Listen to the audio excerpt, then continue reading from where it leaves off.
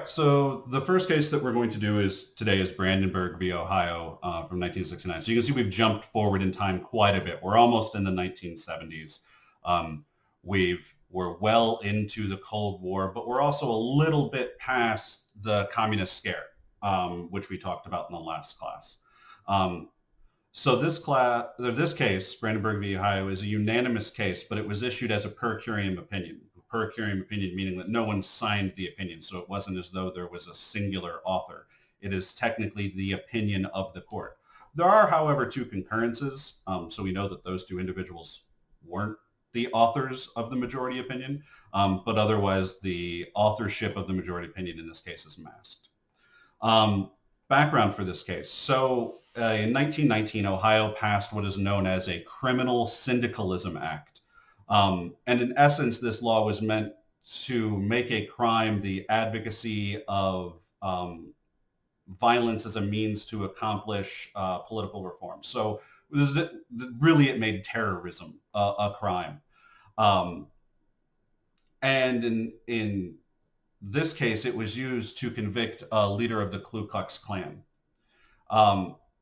Instructions given to the jury at the trial did not distinguish between advocating for an event and an incitement to an event.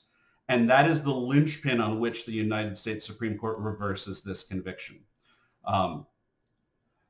So the issue in this case is whether the Ohio Criminal Syndicalism Act violates the First Amendment to the Constitution as applied in this case.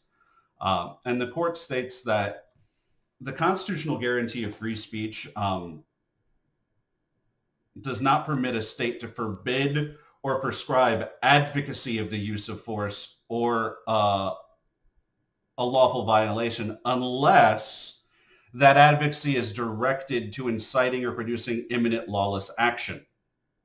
And it is also likely to produce that action. So we've shifted our ideas from clear and present danger to the standard of whether this event is going to produce and has the purpose of trying to produce and is likely to produce imminent lawless action.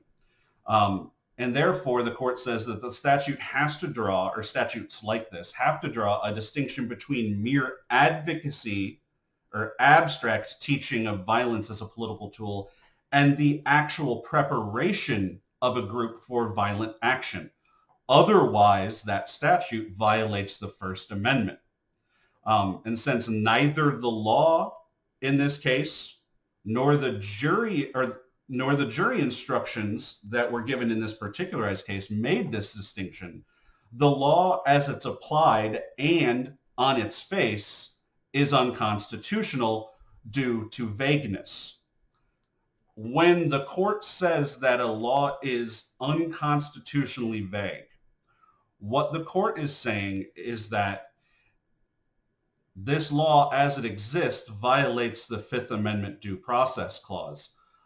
Because it is not, the law as written is not clear to individuals what it would mean. And therefore, if it is vague, an individual would not be well aware of if they were to violate said law or not.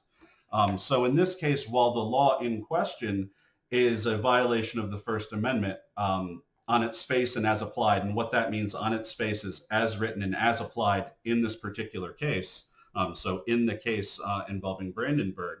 But the way in which it's unconstitutional, it's unconstitutionally vague. So the Supreme Court ultimately upholds the test that it used in Dennis. So it upholds this test again.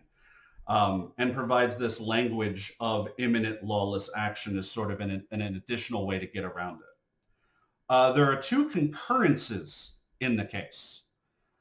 Justice Black and Justice Douglas concur in the case. Neither justice likes clear and present danger, and so they do prefer the language used in this case. Of imminent lawless action. So they disagree. Basically, their concurrence says we shouldn't have cited Dennis because Dennis is an upholding of the clear and present danger test. But the new language that's used in Brandenburg, imminent lawless action, is actually okay by them. Now, remember, Justice Black is the individual on the court who is the absolutist. So he believes that there should no government, state or federal, should make any laws that attempt to restrict the First Amendment. So he's in the majority in this case because they strike down a law which restricts the First Amendment. But remember that he would strike down any law that restricts the First Amendment.